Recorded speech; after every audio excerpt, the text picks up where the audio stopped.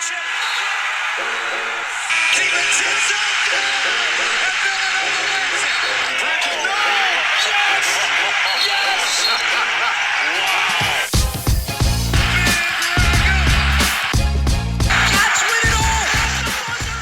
Hello, everyone, and welcome back. It's the Full 40 with Chris and Rob, part of the Stay Tuned Network, brought to you. Part of the Nova Insider Network. Just straight up, I totally made everything else up. I mean, that's going into our old intro, and that's actually a fitting start to the podcast. I think it's pretty accurate. That's kind of what to expect for this one. Yeah. So we're together. We're in Vegas.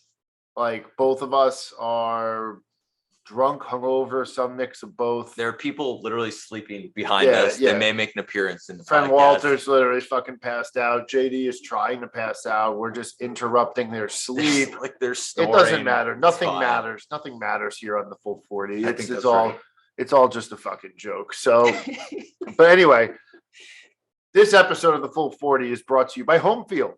Yes, that's right. Home Field is back with a special sponsorship. Good try. Good try on this one. It's special sponsorship for the NCAA tournament. They have a 10% off deal going on right through March 22nd, I believe. Yeah, at midnight. Got a few days. Yeah. For returning customers, the code is Nova Mania, all caps, NOVAMANIA, Nova Mania, all caps, to get awesome, legitimate gear that you can wear throughout this Nova tournament run. So I think you bought it all the first time around. I bought at least 8 of the 14 articles of clothing that they are selling, and I love them all. Currently just going with the 2018 Juju sweatshirt here. So that's kind of the reason why I don't have Home Field on at the moment, but I have plenty at home. They're really comfortable, and I highly recommend it. And for first-time customers, the Full 40 code still works for you. 15% off for first-time buyers using the code FULL40, FULL40. So if you're returning, Nova Mania. If you are new, Full 40. Those are your codes. They'll get you some awesome discounts. Check out Home Field for all your throwback apparel on some reasonably priced stuff too, so you get a discount on what I think is a good value to start. Yeah, totally agree. Yeah, 100% agree. All right, let's get into it. We have to talk about a game that happened today. Villanova beats the Delaware Blue Hens, the fighting Dylan Painters, the fighting Jameer Nelson Juniors, the fighting everything else, the Antho Shefus, the whole 9 yards. There was so much interconnectivity between these programs here, but we beat them 80-60. So after Friday's games, you can say the 2-seeded Wildcats beat the 15 seed. Yikes. You were not able to say that after Thursday's game, as Kentucky lost. This tournament has been absolute madness, and I'm happy that Villanova didn't get caught up in it. Yeah, absolutely. As you mentioned, the Kentucky Wildcats, another Cats team, lost to a different bird yesterday. The Peacocks. We were able to avoid the fearsome Blue Hens today, our arch rivals on the football field. So a big win. Definitely didn't start off the way we thought it was going to or wanted to see. But it's funny, we were at the games, kind of set the scene. We're in Vegas. Obviously, if you're watching the video, you see our hotel room. You checked our Instagram posts. We were obviously at the Cosmo yesterday, which was super, super cool. That was an awesome event. Really awesome. We'll get into that a little bit later. Yeah. Today we were at Top Golf, and we had a pretty big group out there. We were definitely the largest Nova group there for sure. It was a little bit quiet to start, just with the way things started and not hitting the shots. We kept allowed Delaware to stay in the game a little bit too long. And as you were complaining about yesterday, if you let a lower seeded team stick around for a little bit too long, madness can happen. Though I will say, full credit, as we started to turn around, full credit to our friend Sandro. Sandro turns to me with a few minutes left in the first half, and he goes, I want to see us end this first half up 10. I look at him like, that's bullshit. There's no way we're fucking ending this half up 10. And then there you go. Boom. 10-point lead at halftime. 100%. And that was the end of that. Yeah, it was over. The game was over by halftime. Yeah. Look, I agree. A slow start, definitely. And it was awesome though to watch the game at Topgolf, uh, which was they had Top Golf is not sponsoring us, no, but Topgolf was not sponsoring us, but they had all the games on. It was an awesome environment and atmosphere, and it was cool to basically watch Nova rip threes and then run over to jack absolute bombs yeah. with the driver. So that Yeah. was How'd that you was so awesome. so we were talking about this a little bit. Reactions from the game. For me, this one started and like what kind of bothered me at the outset was we didn't really seem to be playing our game. Like we seemed sped up and it was like, all right, we're just going Yeah, we think we're better and like we're just gonna run them over. And we weren't running them over. No, we couldn't hit a shot early on in this game. And Yeah. then once the tide turned, then it was over. I mean, we ended up shooting 46% from the field overall. So, I mean, from the 3-point line overall and 51% from the field. So, and our normal 92, not normal, but like, just a crazy 92% from the free throw line, we were able to just get the job done. I think we got to go into a little bit of awards. I think we should. I think we've been starting that off. So let's get into the awards. The alpha dog of the week in my mind is Justin Moore. After maybe a little slow start, little shaky start, he really settled in. 3 for 5 from deep, 7 of 13 overall, 21 points total, 6 assists, 3 boards. Hard to argue with that type of stat line. Just all doing everything. Yeah, he did a bit of everything in this game. And I keep saying that the thing that changed about his game more than anything else is his hairstyle. Well, his hairstyle is obviously just absolute W. But the thing that changed about Justin Moore more than anything else this year was his defense. And he's a problem defensively guarding the 1 or 2 spot. So I love the way he D's up. Look, Samuels had a throwdown dunk when you're talking about Shaq fit. There was a couple other big time blocks. Slater had a big time block. Yep. Samuels had a big time block. So there's definitely a couple candidates of a Shaq fit man play. Slater almost had a man play very early on in the game, but it got called for, I think it was a travel, and he didn't make the shot. Yeah, that's correct. Yeah, but I think Samuels he went for the Shaq fit man play week. He did not receive it. Yes. The block, I think, was the Shaq fit man play. There was a couple blocks in there. You could go that, or you can go the Samuels cut. He got Painter off his feet, a little up fake. Painter gets off his feet, and Samuels just blows by him and absolutely demolishes a dunk. That was I don't know. I'm in between those 3. I think for me, I think I struggle giving it to the block just because of how good the block in the previous game that we talked about in the previous podcast was, right? So I've got this super high bar that I'm thinking about when I talk about blocks that are Shaq fit man plays of the week. So for this one, for me, it was Samuels. Just class. It's almost like a classic Samuels throwdown at this point. Yeah. The tomahawk, you cock it back, he's coming at you hard and fast, and you better hold on. And they couldn't hold on. So that one gets it done for me. All right. I like that.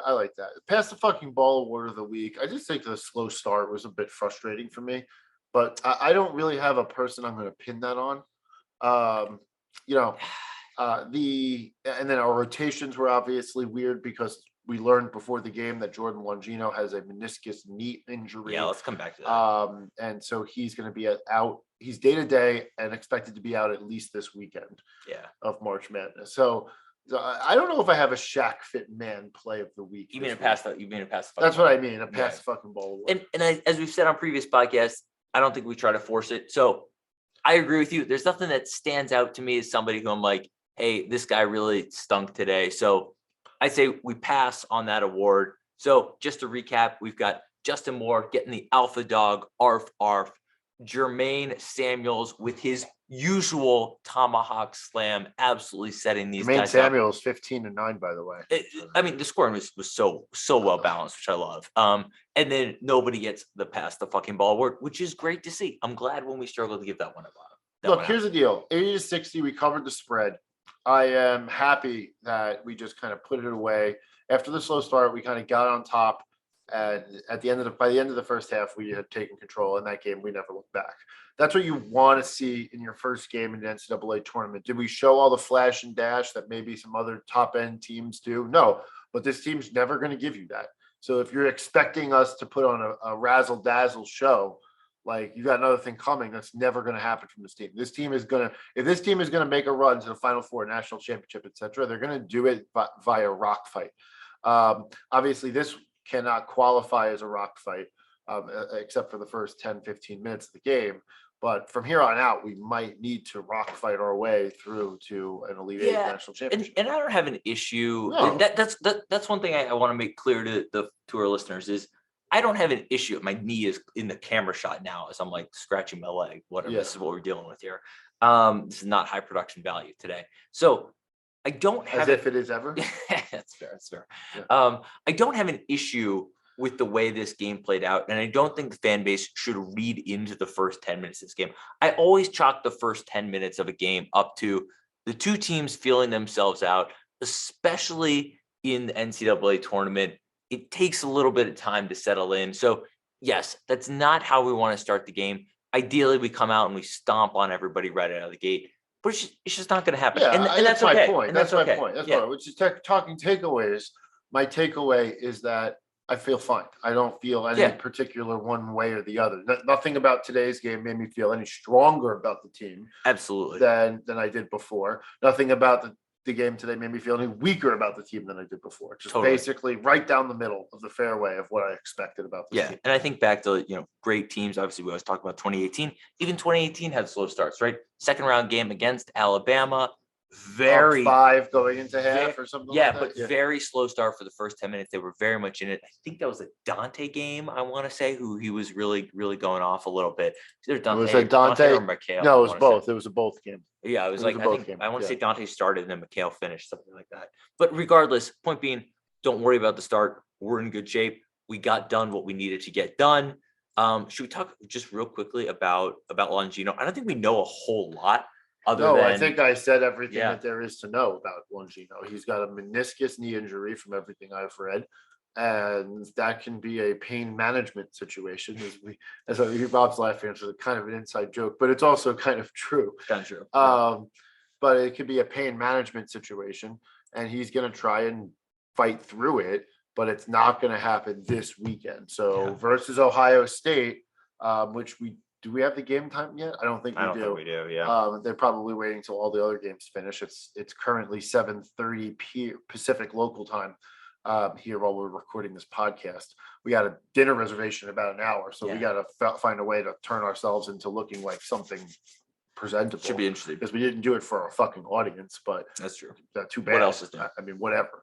But anyway, what does that mean for the rotation? So we've got Longino is out. We saw some Arch today. We saw some BA today. Yeah, which we hadn't seen in a while. Who looked rusty at best. Can you blame him? What would you expect? I mean, the dude hasn't played in forever. So he looked rusty, but that's what happens. Look, we've made this point time and time again. That's what happens when you don't play somebody and you say, "Oh, hey, I need you to step in." Like, okay, thanks, sure, coach. I'm happy to go in. He doesn't look good when he plays. Okay, well, you wouldn't look good if you played too. Yeah, exactly, right. exactly. Yeah, I get it. But I think point being, we're probably going to see a little bit more of the same in Ohio State. The rotation's going to be tight on Sunday. It's going to be 6 plus. The good news is that you have 4 or 5 days off after Sunday, so you can kind of go for broke here. Yeah, that's kind of my attitude towards it. Look, rotation's going to be 6, plus. Yeah, that's what to expect here. Jay made sure he rotated a lot of guys in and out this week. This game specifically to save up some legs for next game. Yeah. Is what it is. This team won 3 games in 3 days at the Big East tournament. I am not accepting legs as a reasonable excuse. No, definitely not right now. All right. Before we move on to our Ohio State preview, we're going to try and keep this as short as possible. We do have another ad, which is like record setting for a podcast. But this is for the band called Roundhouse. And I'm an avid Family Guy listener. And so all I could think of is Peter Griffin saying Roadhouse. But this is not Roadhouse. This is not Roadhouse. This is Roundhouse. But when you want to add the finishing touch to your special event, whether in the tri-state area or beyond, Roundhouse is an energetic 9-piece band made up of professional musicians from the Philadelphia area. They bring a unique blend of sound customized for your guests. Whether it's your corporate affair, wedding, fundraiser, or special occasion, they perform the greatest hits from the 40s all the way up to the present. So when you are looking to create timeless memories, the Roundhouse Band is your answer. For more information and inquiries, you can visit them at roundhouseband.net. And I have to say, Rob, Wait, let's spell it out real quick for our listeners. It's round, ROUND, house, as it is, HUHOUSE, good God, band, BAND.net. Again, .net. roundhouseband.net. Yeah. And I've seen them actually play at a wedding before. So I just want to call that out. Like, I've seen Roundhouse play. This is kind of how we got the ad. And it was, they were incredible. I mean, they did everything from like pop hits, like your Uptown Funks of the world. Like, everyone wants to hear that, at a wedding. And they did Rosalita from Bruce Springsteen for our Jersey crowd here listening to us. They ran the gamut, and they were incredible. The dance floor was packed. The dance floor, yeah, Rob was there too. The dance floor was absolutely packed at this wedding. Roundhouse was awesome. They really brought it. They brought it. Because that was a late wedding, and they went deep into the night, and it was awesome. I've seen them a couple of times too, and I don't think the fact base that we got from the band actually gives them justice. They say from the 40s to the present, these guys cater to all crowds. They know how to get the young kids on the dance floor. They know how to get the old folks on the dance floor. They get it done. They get the job done. That's what you want. That's what you want. Business trip. Yeah. Right. And highly recommend. Speaking of getting the job done, that's the job for the Villanova Wildcats on Sunday. We don't know the time yet. We assume it'll be probably more afternoon than evening. But we have a big game versus the Ohio State Buckeyes, the 7-seeded Ohio State Buckeyes. They beat Loyola Chicago. You and I had a disagreement. You got the better end of that one this time. You said that Ohio State was going to win. I picked Loyola Chicago, though I did note that I was doing it a little bit to just keep it interesting and disagree with you. But we do it for the listeners. That being said, Ohio State got the job done, and pretty easy fashion in today's game. The game ended 54-41, so a 13-point spread, which is pretty significant in a 7-10 matchup. But in addition to that, it felt bigger. Yeah. Like, LUC only had 41 points in the game total. It was a slow, grinded out type of game. So it wasn't played at the highest level, but Ohio State really kind of took control of that game early into the second half and really never looked back. Yeah. So Ohio State did what it had to do, and they advanced in the NCAA tournament and looked convincing in doing so, which is more than you can say for a lot of other Big Ten teams. But neither here nor there. That's who we are slated to play on Sunday. And look, Ohio State, the discussion around Ohio State starts and ends with E.J. Liddell. This guy is an All-American level candidate. I believe on Ken Palm, he's actually the 6th ranked Ken Palm Player of the Year. So obviously he is a massive, massive piece and contributor to this Ohio State Buckeyes team.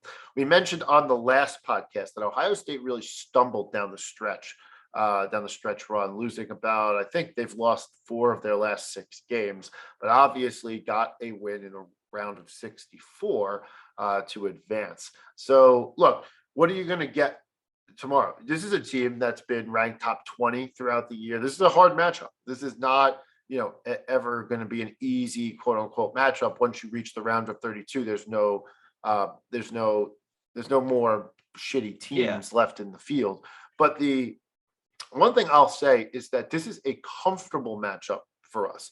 They don't blow you away with athleticism. They have some, right? Obviously, they're Ohio State. They're a Big Ten school. They got some athleticism to speak of. It's not like they're just a bunch of, schlubs walking around the court. They're a high talent, high athletic team from the Big Ten. But they play at a relatively slow tempo, very comfortable for us. They don't do anything that is blow you away level, other than the fact that Liddell is just an absolute hell of a player, averaging almost 20 points per game on the year, 19.6 actually to be exact points per game on the year. with a 37.6% from behind the arc. So an adept 3-point shooter. This guy can attack you at all three levels. 8 rebounds a game to go along with that as well, along with 3 blocks. So he's a hell of a well-rounded player, and you can understand why he's an All-American candidate. Yeah. The other guy that you need to be aware of is Malachi Branham, who is a freshman guard, 6'5", so he's got some really good size. Those two guys are the only 2 guys on Ohio State who average double digits and have throughout the season. Also, those are the only 2 guys who scored in double digits this past game. So basically, if we're able to control them or limit them, we should feel pretty good about this. So it's going to be a test, certainly for our big men in terms of whoever's matching up against Liddell. That said, we haven't had too much trouble dealing with competent big men throughout the year. Yeah. Obviously, we can point to different games against Purdue and UCLA, and we can nitpick there. But all in all, size generally hasn't bothered us. These are just good players that you have to control. Yeah. Am I concerned? No. But is this going to be a good team? Yes. Is Chris Holtman a good coach? Yes, absolutely. Ohio State was the number 2 seed last year. They did lose, but Chris Holtman knows how to get these guys motivated. He knows how to get the job done.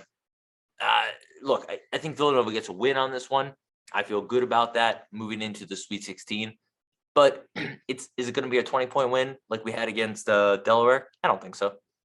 No, I agree. I mean, look, they are number 29 in KenPom. We're number 11. We're probably projected to win by a couple points. I'm actually going to check that out right now as we speak. We're in Vegas, so we get the waves of Vegas just giving us that 5 insight. points. We're expected to win by 5 points in a 62 possession game. That's a slow game. So we're expected to win by 5 points. So look, that would be a comfortable win. I think we end up getting it done by 6 to 8 points. I think we end up being up about 4 points or so with a minute left and hit a couple free throws down the stretch to ice the game. That's how I think this is going to go. I don't think we're ever going to feel like we're going to lose this game, but we're never going to feel like we comfortably ran away with it. Yeah, sure. That's kind of how I see it going, because it's just not going to be a high scoring affair. But look, neither here nor there. We got 2 versus 7 on Sunday. That's all you can ask for, with a right to go to the Sweet 16. Tennessee got the job done versus Longwood. Very clearly versus Longwood. And they will play, I believe, Michigan in their second round game. So boo, Michigan. Boo, Michigan. But you can look forward to probably play Tennessee in the next matchup if we get past Ohio State. And then deeper down the line, you would look at the top end of the bracket. Arizona is up there. Illinois escaped by the skin of their teeth versus the Chattanooga Mocs. Did not deserve that. So the top of the bracket also still all around, while chaos has ensued elsewhere. So all in all, I think that's all we have to cover today. Yeah. Can we do a quick shout for the rest of the Big East? Because it was an interesting day. Real quick. Providence got the job done. Marquette failed to show up straight up. Like, that was embarrassing. It's an absolute embarrassment for their program. I saw it said it was the largest loss between an 8-9 game in history. Yeah. That's terrible. Yeah, against a team in North Carolina that is honestly not that good. Yeah, that was just not that good. We were talking them up before this too. That's really a big miss. It was a really big miss. And I think they should be ashamed of themselves. That's literally how bad of a performance that they put up in yesterday's game. But on the other side, Creighton. On the other side, Creighton has the largest testicles that you could ever ask a team to have. And I say that like kind of joking, but like it's kind of like they are incredible with their thing. And if you're hearing snoring in the background, it's because our friend Walter, who we've kindly asked to stop sleeping, because he has to get ready to go to dinner tonight, is still fucking asleep and snoring. Yeah. So Walter, if you're listening to this, wake up. Yeah, please. There we go. We got it. We woke up. All right. That's good. So moving right along, Seton Hall goes tonight. We haven't obviously seen their game yet. Yeah. And then finally, UConn. also terrible. Vegas doing a number on on our throats. The smoke is real in Vegas, folks. We're gonna Jesus lose Bellotti here. But yeah, UConn also an embarrassment yesterday. Really just we're not in that game. We were big, obviously, on UConn before the tournament. Really, really disappointing for a team that we thought had a chance to actually make a run. So now at this point, the Big East chances are coming down to Villanova. Sound familiar? Just happens every single year. God, I'm dying. We're giving Walter a hard I'm time. Should be dying. giving you a hard time. Yeah, I Jeez, know. get some. You got a bottle of water right here. Get some water Sorry. here. Hold on, folks. We're giving Chris the water right now that he needs. Jesus. Oh my God. Let's go. JMJ. Let's go. I don't think we need much more left in this podcast as it is. I don't think so. One quick shout. Since we are in Vegas and it was super cool, we've watched games now 2 different places. One was the Cosmo yesterday. Really super cool, unique experience. I don't know that I've ever been. We basically went to an NCAA tournament watching event. I don't know that I've ever been in a place that had so many dudes together, but it was fun. We had a great time, hung out there basically the entire day. All we did was watch college basketball, eat and drink. Highly recommend it. Today was Top Golf, also super cool. So we contrasted inside with outside. Absolutely have a blast. Look, if you have a chance to get out to Vegas for the first weekend of the tournament, highly recommend it. We're having a great time so far. Obviously helped with the Villanova win. Hopefully that continues on Sunday. But yeah, I mean, I guess, look, we'll keep it pretty tight for the audience. It's obviously rapid fire. We've got a game in, I don't know, 36 hours, 48 hours, something like that, whatever it is, however many hours we have Whatever left. time is, I don't know. We lost track of time out here. It's amazing that we even watched the game on time. Yeah, it's very true. All right, Belotti's dying. So I'm dying. I guess I with that, literally have to get out of this podcast. let's wrap this one up. So thank you everybody for listening, and as always, let's go Nova.